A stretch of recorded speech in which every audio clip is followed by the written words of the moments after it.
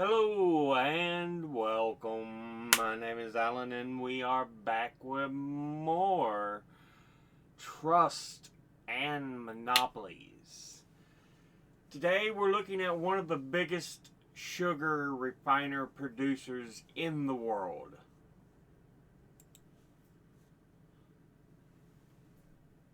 The company Florida Crystals, which owns the ASR Group, the American Sugar Group, Sugar Refiner Group, was founded by the Fanjul Company, former Cubans living in Florida.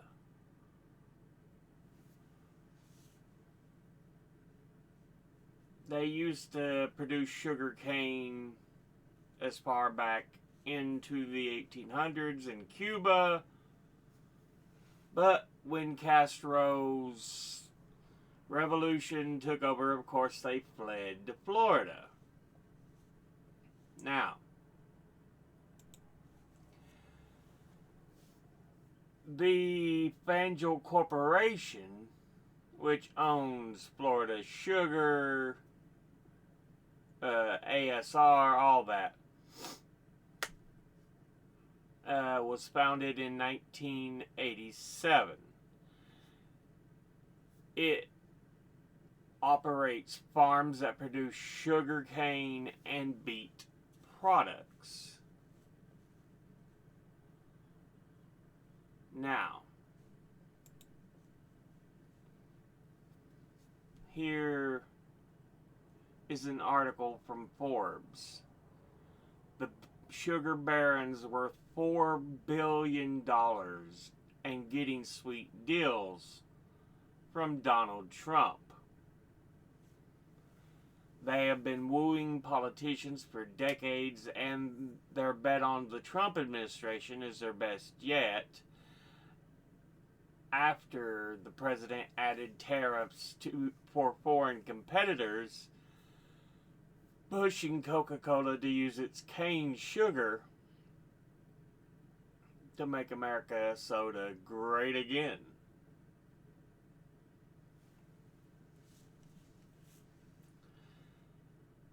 So, because he increased the price of foreign sugar, oh look, we have sugar producers here in the U.S.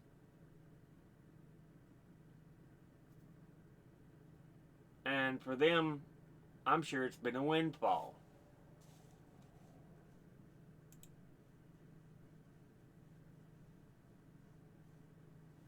From Fordham University, in the blink of an eye, Alfonso Fanjul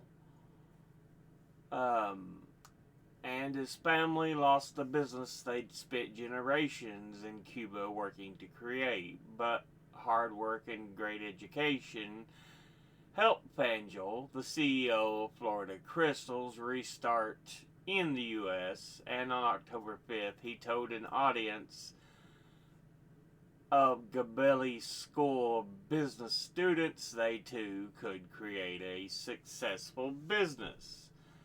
Fanjul's appearance at the Rose Hill campus was a spotlight of the college's International Business Week, bringing together experts in global business for lectures and lunches.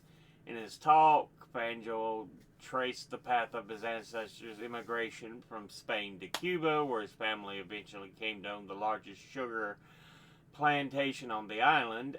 His family fled to Florida in 1860 after Fidel Castro's government took power. He had just finished school and had gone back to Cuba and was sitting in the family office when Fidel Castro's people came to discuss what was going to happen. We sat down with lawyers, and I had a yellow pad and pencil, and they put machine guns on the table. We chatted for a while, and then the leader grabbed the machine gun, pointed to a map on the wall where we had different properties owned by the company, looked at him and said, "We're going to take it all away." Mm-hmm. Mm-hmm. I'm sure that's what was said.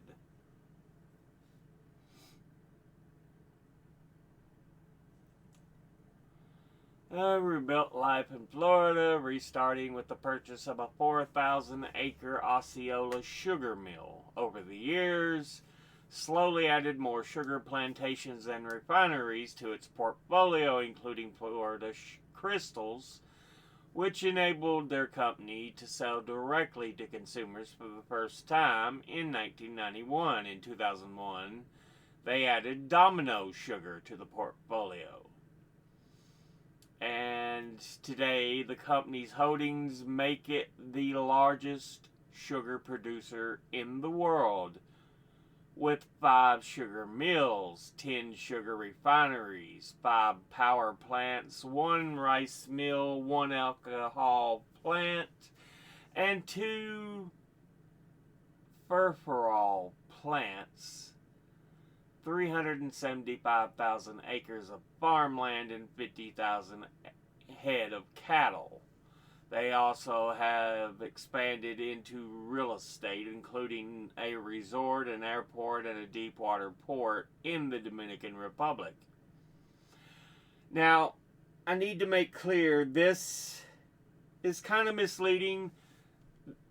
They are the largest sugar producer in the world in certain things.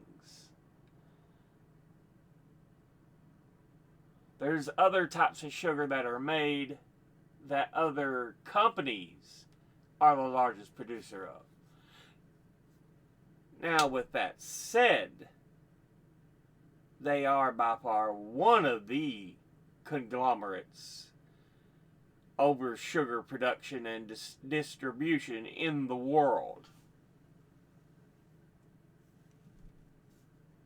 So, yeah. Recalling his time in the 50s, blah, blah, blah, blah, blah. Advise students to be polite, play by the rules, return every phone call and email. Fuck you. Fuck you. Anyway.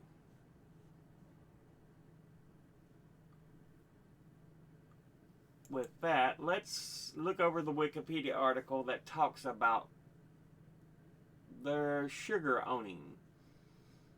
And like it really says there, sugar barons is their occupation. The Fanjul family, Cuban-born siblings Alfonso Alfie Fanjul Jr., Lillian Leon Fanjul de Azqueta, Jose Pepe Fanjul, Alexander Fanjul, and Andres Fanjul are owners of the Fanjul Corporation, a vast sugar and real estate conglomerate.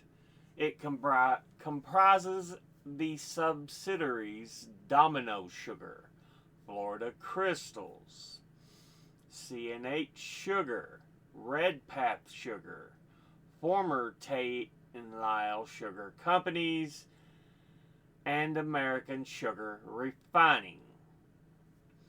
It also owns a 35% stake in Centro Romana Corporation of La Romana in the Dominican Republic,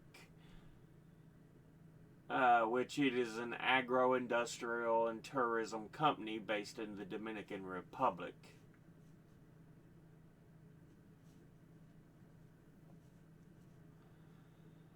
Major political donors and fund philanthropic endeavors, which is, again, a bullshit way of saying, oh, we're rich, we can give to this and help the poor. Help the poors by giving them this. Maybe here's you a book to read.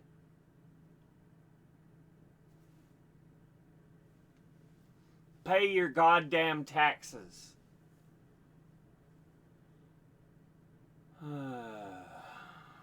Known as the first family of corporate welfare, since they built their wealth on vast corporate subsidies, and donate to both Democrats and Republicans. Uh, Born in Havana, left during the Marxist Cuban Revolution, moving to Florida, along with other wealthy and dispossessed Cuban families.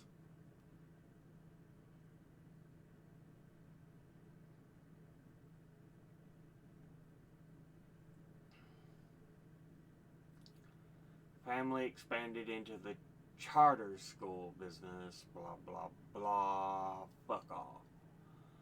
Business holdings. The Fanjuls began vertically integrating their sugar holdings in 1991 with the creation of the company's own sugar marketing arm. Previously, their Florida sugar was marketed by Savannah Foods and Industries of Georgia. In a turn of diversification in 94, FlowSun broke ground on a joint venture with U.S. Generating Company to construct a cogeneration power plant adjacent to the company's Ocalana sugar mill in western Palm Beach County. At a cost of $200 million, the power plant would produce energy from sugarcane stalks and woody waste that would be delivered via Florida Power and Light to an estimated 46,000 families. After the partnership dissolved, FlowSun began operating the biomass power plant on its own in 96 and expanded it to the largest in the nation by 2006. To 2010, the family celebrated the 50th anniversary of their American sugar companies, which at the time included 187,000 acres of farming in Palm Beach County, Florida, with 2,000 jobs and more than 650,000 tons of sugar. Worldwide, the Fanjul companies at the time included 4 raw sugar mills and 10 refineries in 6 countries, making them the world's largest refiner of cane sugar, producing 6 million tons of sugar annually. In 2011, the Fanjul Corporation was ranked the 3rd largest private company in Florida. And CEO Alfonso Fanjul granted a $1 million charitable contribution to the University of Miami to build a research center for the top eye hospital in the nation. Fanjul brothers were large shareholders and directors of the Southeast Banking Corporation before its takeover and liquidation by the U.S. FDIC in 1991. In addition, they are majority shareholders and directors of FAIC Securities, which was investigated by the U.S. Securities and Exchange Commission for regulatory violations. See, they cry, oh, they took our land. But it's clear, they're not good people. They're not. Cuban activities wanting to reclaim the land, blah, blah, blah.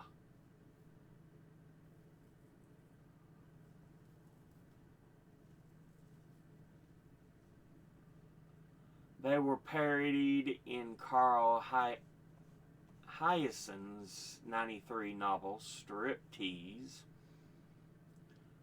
which features a pair of Cuban brothers who own a large sugar conglomerate that receives enormous profits from the exploitation of immigrant labor and the subsidies regularly voted to them by the U.S. Congress. The brothers also were the focus in the Jamie Johnson documentary, The 1%, in 2006, which showcases the corrupt use of cane workers and especially imported labor.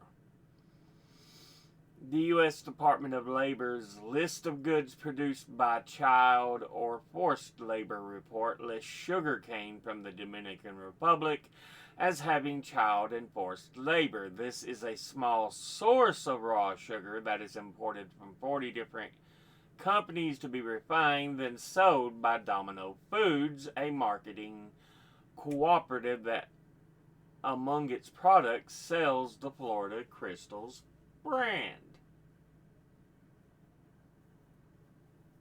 So, yeah, we know they're not good. They've been parodied multiple times. Swedish author and historian of ideas Johan Norberg commented in his book, The Capitalist Manifesto, Why the Global Free Market Will Save the World, published in 2023, that among the most successful American welfare queens are the brothers Alfonso and Jose Fanjul in Florida, who receive around $65 million in subsidies for their sugar empire annually.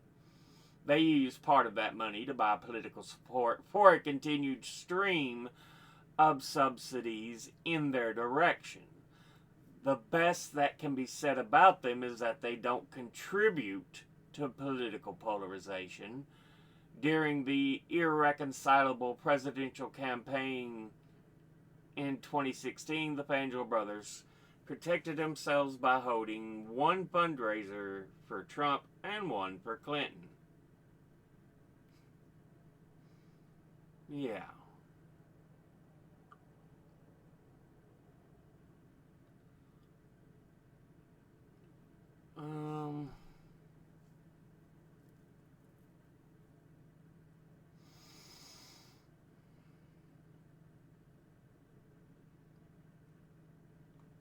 So yeah, one of the largest producers of sugar in the world. I think they own like some 16% of sugar production and distribution in the U.S.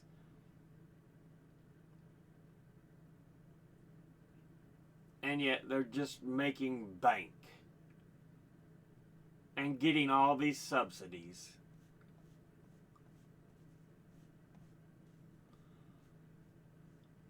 You know, they really shouldn't. They get so much help and subsidies and everything like they were talking about. It's like, no.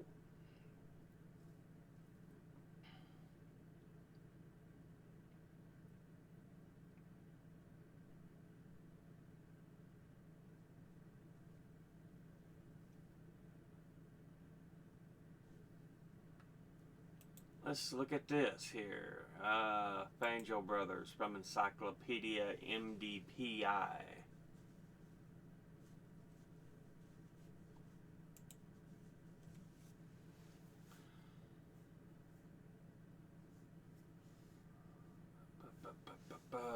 Talk about the history. Business holdings. Below Sun. Very similar to Wikipedia, interestingly. Cuba activities, political influence, popular culture. So you can see Wikipedia is cited quite a bit. Yeah, HandWiki is one of the wiki companies. So yeah. What else we got here?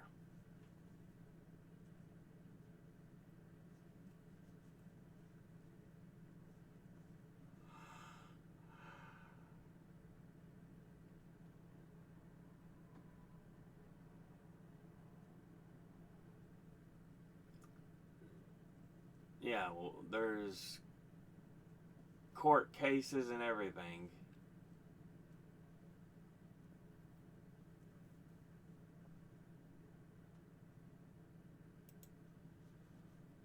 What do you tell me here?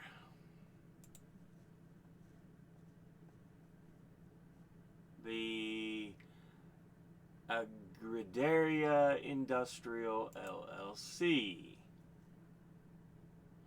Top 10 sugar producing companies in the world of 2024. Cosan of Brazil. Raízen of Brazil. Brazil has a huge production of sugar, one of the largest sugar production nations in the world. Südzuckerei from Germany. Miter Fall Group from Thailand. Wilmar International, Singapore. The Terios Group from France. Nordzucker, Germany. There's Cargill, it's a private sugar producer.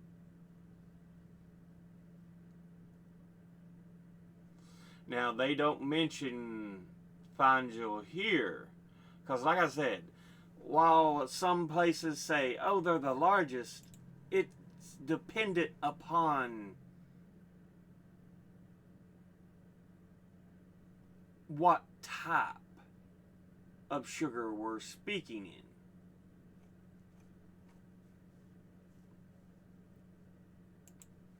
So yeah.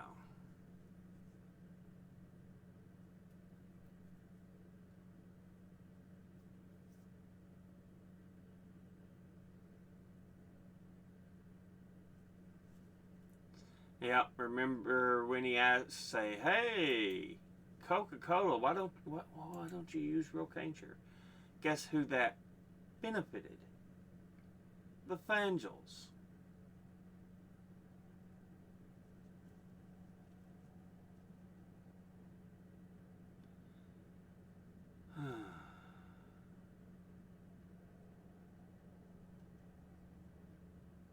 They did have issues being banned and stuff.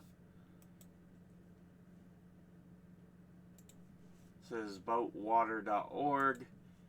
But when was it published?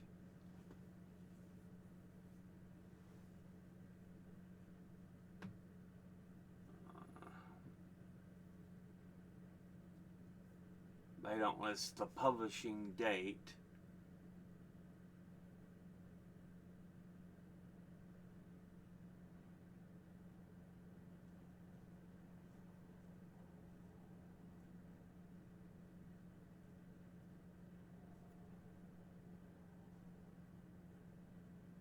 Slave-like conditions in Dominican cane fields, and due to the fact that they partially own Centro Romana.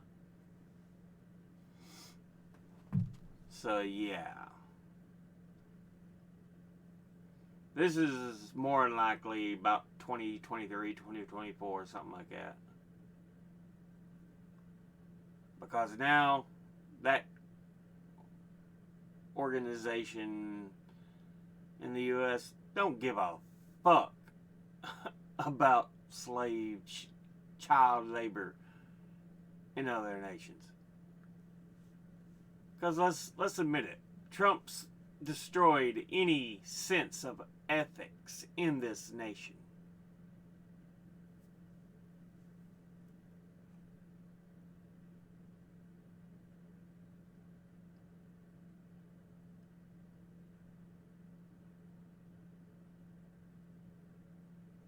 But yeah.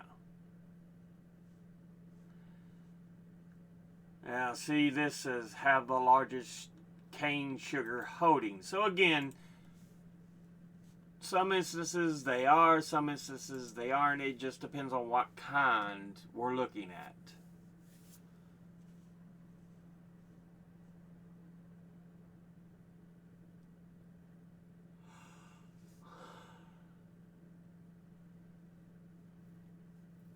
So here's some different documentations from different years and stuff. But yeah. Clearly one of the major players in the game when it comes to world sugar production and distribution. The Fanjul Corporation.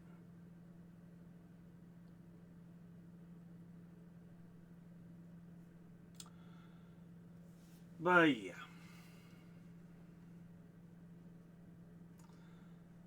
Just wanted to talk about these individuals for a little bit with y'all. We'll go ahead and end this episode there. As always, educate thyself, think, read, study, learn. Someone tells you something you have trouble believing, ask them to cite their sources. I'll be putting these links and sources in the description box below the video. Thank you all for watching.